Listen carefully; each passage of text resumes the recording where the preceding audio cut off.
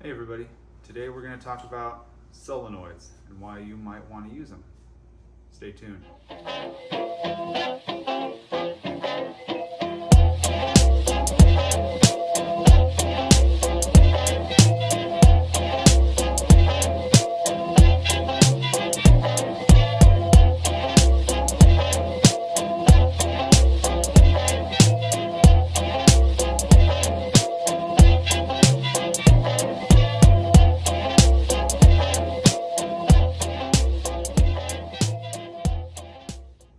The Ford Model T did not come with a solenoid. The foot switch sits right in between the battery and your starter on your starter equipped vehicles, and you push the foot switch, creates the electrical connection, turns the starter, hopefully turns over the engine. So why might you want to incorporate a 6-volt starter solenoid in that circuit? Well, there are several good reasons, but the main one has to do with these. Your foot starter switch. Now, this one's an original tractor starter switch. These can come apart. They're made with steel and copper contacts. These can be rehabilitated, put back into use, good as new. Now, your modern reproduction starter switches, those are not of the best quality. They are made in China, most of them, and the contacts are just cheap pot metal, often with sitting in between some pieces of plastic, and they can break pretty easily. And when they break, you're in trouble. What can happen is if you don't step on it firmly with your foot, you can create some arcing inside the switch that can fuse the metal together and cause a very bad situation that could likely result in a fire. The best solution to prevent that, if you're running a reproduction foot switch, is to not run a reproduction foot switch. Get yourself an original, clean it up, put it back into service. These things will last a lifetime. That's not always an option for all of us. That's not the best option for me currently, so I'm thinking about putting a 6-volt solenoid in there. What that does is the solenoid then sits between the battery and the starter, and this guy takes the 200 plus amps of current needed to start the car. That in turn, with the switch, or the wire that comes off of it and hooks to the foot switch, takes less than an amp. That greatly reduces the stress on these starter switches and strongly reduces your risk of fire and shorts and those kinds of things. Another side benefit is if you have a lot of kids in your car and they want to climb in and you don't want them to accidentally step on this and start a fire, you can run a little push switch to somewhere else on your vehicle that runs to one of these guys. There's no risk. Another benefit is if you do something similar to that, you don't risk accidentally stomping on your foot switch when you climb into your vehicle, or if your vehicle's already running. If your vehicle's already running and you stomp on your foot switch, well, that's not good for your starter. So today I'm gonna install one of these in my car. I'm doing it through the use of a kit that I purchased from a gentleman on the Model T Ford Club Association of America's web forums. He made a run of 10 kits that he wanted to beta test. I acquired one. That being said, I paid for it with my own money. He didn't ask me to make a video. I was already going to install one of these to begin with. His post on the forum was just good and timely and worked out for me. So I bought his kit. We're gonna take a look at what's in his kit, how to install it, and what that might mean for you if you want to install one. It'll give you some good ideas. And if it turns out that this gentleman wants to mass produce and sell these kits more broadly, I'll put his contact information down below for you. So let's go ahead and take a look at the kit and see what we got and what we're working with. So this is the kit that the gentleman sent me, and these are all parts that you're going to need to source on your own if you're going to install a solenoid. We have some pre-cut to length 2/0 cable, and that is the appropriate thickness you're going to want for a 6-volt setup. And we have 2 lengths that are pre-cut and one end that's already folded over. I'm assuming that is going to make sense when it comes time to install it. We have a trigger wire. This is going to run from the foot switch to the solenoid. It's what's going to fire the whole thing up. This looks to be crimped really good on both ends, but just because I'm OCD, what I'm going to do is, and I hope there's no hurt feelings, it's just purely my OCD, I'm going to go ahead and put, if he sees this, I'm going to put a little bit of solder on the end there just to make sure that that wire is secure to these terminal rings. We have the 6-volt solenoid. That is the part number if you're looking at buying one. Along those lines, I had already purchased one of my own that I was intending to use. I'll show you this one. This is another one. A 6-volt solenoid is not hard to find. They're still used in tractors. You can go to any tractor part supply store, a lot of automotive parts. This one's from Napa. A lot of automotive stores still sell them. You can also go to the vendors. They sell them. And your big, famous, jungle-themed online retailer sells them as well. So they're not that hard to find. Just make sure that your solenoid is indeed 6 volts. And the star of the show for this solenoid is really this mounting bracket. That is an amazing piece of hardware. And per the instructions, this is intended to mount forward of the brake quadrant to the frame. Looks like it just bolts on. That's going to make things significantly easier. Now there are of course other ways to mount this. This is just how this kit is set up, and I think this is a fantastic setup. Now I do notice these bolts up here. My honest concern upon looking at this is with how much Model Ts vibrate. My worry would be that these would loosen up and fall out just over the course of normal driving.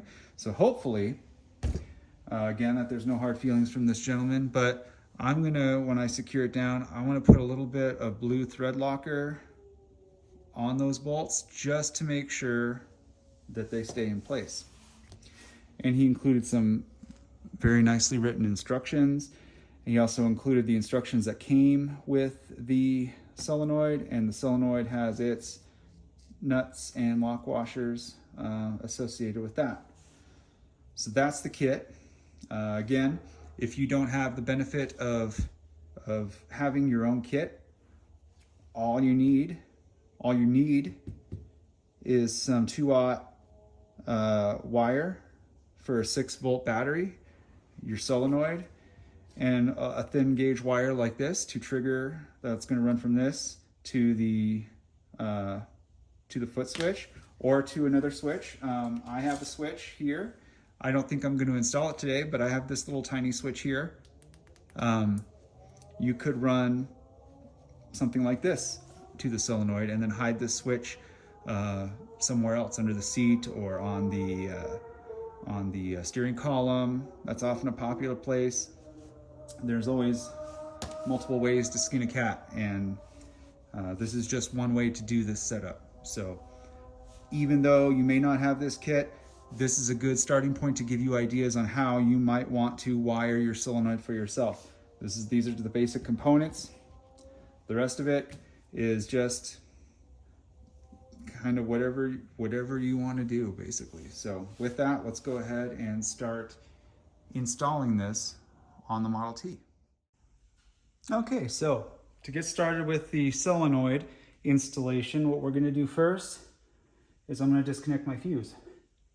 Safety first. I run a fuse out here so that at car shows I can disconnect it and I don't have to worry about kids jumping in and accidentally starting it up, or me accidentally starting it up. Also, every once in a while when I'm working on these things, I may inadvertently hit a wire, and I have actually popped quite a few fuses. So this is just cheap insurance to make sure that nothing catches fire. But if you don't have one of these, go in the back, disconnect your battery. You do not want to get zapped. So with that disconnected, I'm going to go ahead and I'm going to disconnect this wire from the starter, and then I'm going to crawl underneath and show you what some next steps are.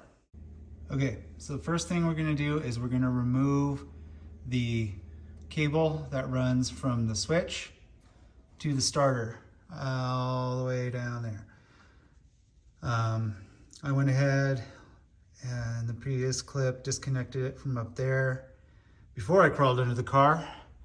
So we're going to undo this and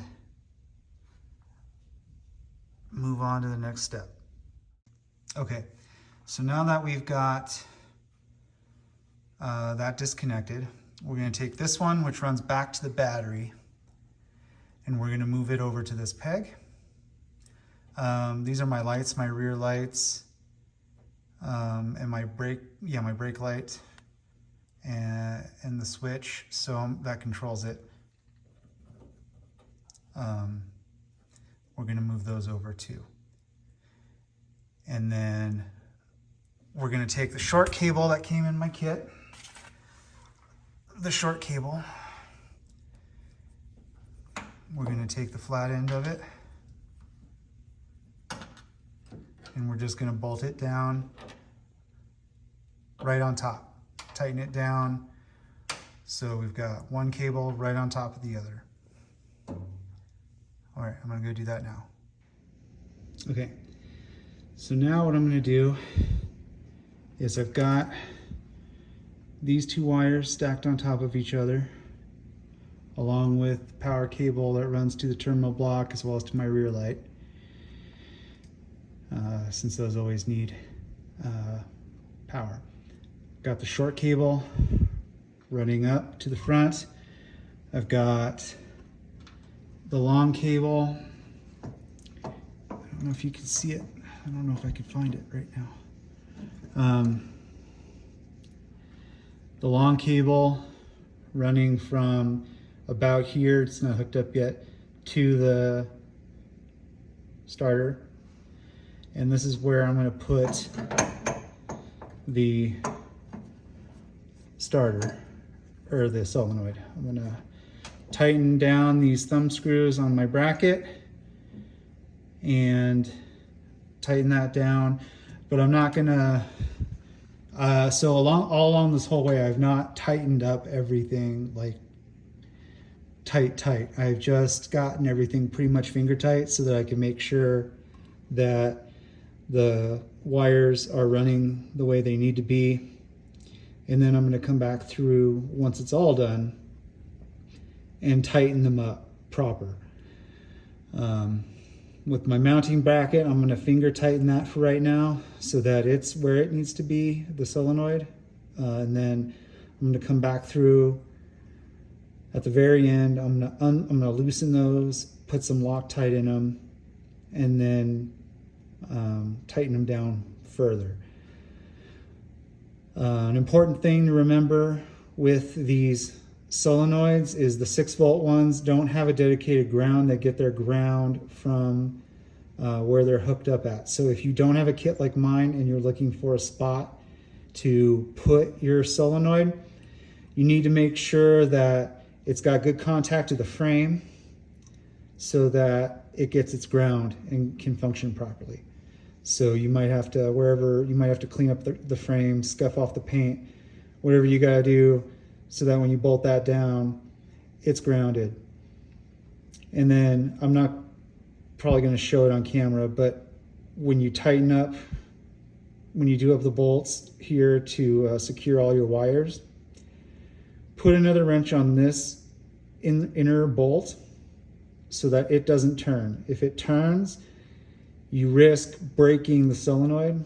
The little inside piece that's insulated will turn, and then it'll ground out and you'll ruin your solenoid. So make sure that if you're gonna wrench it down nice and tight, that you put another wrench on this bolt to keep it from moving. Once I get that done, this post right here is gonna run to the other contact on the pedal there, the switch. That's gonna be the thin, small wire. I'll show you that once I get all this wired up, I'll show you what it looks like. Okay, so far I've encountered what would be my only complaint about the kit so far. And that is the wire here running, which runs from the solenoid to the starter, is just a freckle too short. We're looking at an inch, just barely. I tried running the cable as direct as I can given my car's setup. I even took off the brake light switch off my Bendix cover, and it's still too short. 2 inches more wire would have been fantastic.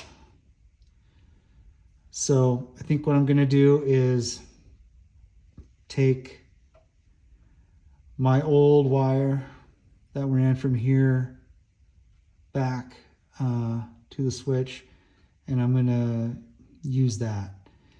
If there's too much slack in the wire, which there probably will be, but I'm gonna see if I can make do without it. I'll have to cut it and then crimp a new connector on the end of it. But I'm gonna work on that issue and get back to you. Okay, everything is bolted down. I wanted to show you real quick what I did. So we have here, this is the wire, runs from the battery to one leg of the foot starter switch. The other leg of the foot starter switch is connected to this fire wire. Basically fires it, or triggers it, I guess you could call it trigger wire too. And that runs to this little pole on the 6-volt solenoid. Pretty easy. And then off of the other leg, so since this leg's connected directly to the battery, this one's always going to be hot. So I've got the wire that runs to my brake light and the other wire that runs to the terminal block off of this one. And then I've got this short wire runs directly up to this port on the solenoid, and that's bolted down. The other side of the solenoid, so that wire, the wire that came with the kit, no matter what I did, was just a couple inches too short. So I took my original wire, this is not ideal, and I will fix this at some point to shorten that wire up. But for now, just to get it going, proof of concept kind of thing, I used my original wire, and that goes from the other end of the starter solenoid up to the post on the starter. So as I said, a couple of things to reiterate. This gets its ground from where you mount it. So if you don't have a mounting bracket like I have, and you're gonna drill holes or something like that into your frame, you're gonna have to do something like that to make sure that this gets a good ground so that it functions properly. And then the other issue is on all 3 of these posts, these inner bolts, you do not want them to turn, or you risk grounding out and breaking the solenoid. So when I tighten this down good and tight, I put another open-ended wrench on that bolt to hold it while I tightened it down. I did that to all three of them. This guy, the mounting bracket for this guy, I gotta tighten that up still, and I'm gonna put some Loctite on it, and then I'm gonna tighten that down good and tight so that the solenoid gets a good ground. Once I've done that, I'm gonna put the fuse back in, and we'll see if she starts. All right, we got it all buttoned up. Let's see how she starts. Before I start it, I'll show you what it looks like from the top here.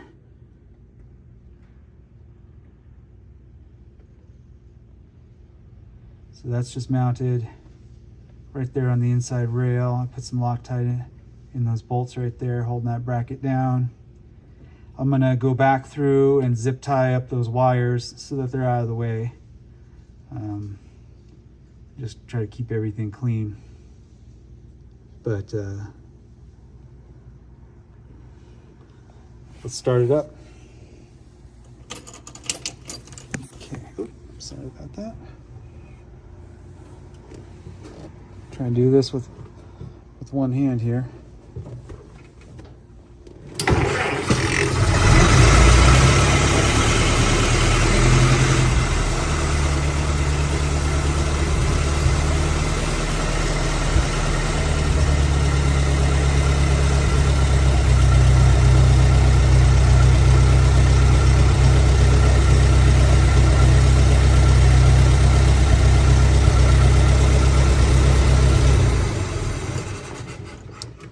And there you have it, a successful start with the brand new solenoid.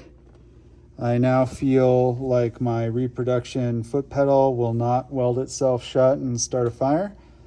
Hopefully you've learned something. Again, if you don't have the same kit that I do, it's pretty much the same idea with any 6-volt solenoid that you find. They're all built about the same. So this should hopefully give you an idea on how to set that up. All right, well, drive safe, but more importantly, drive often. Thanks.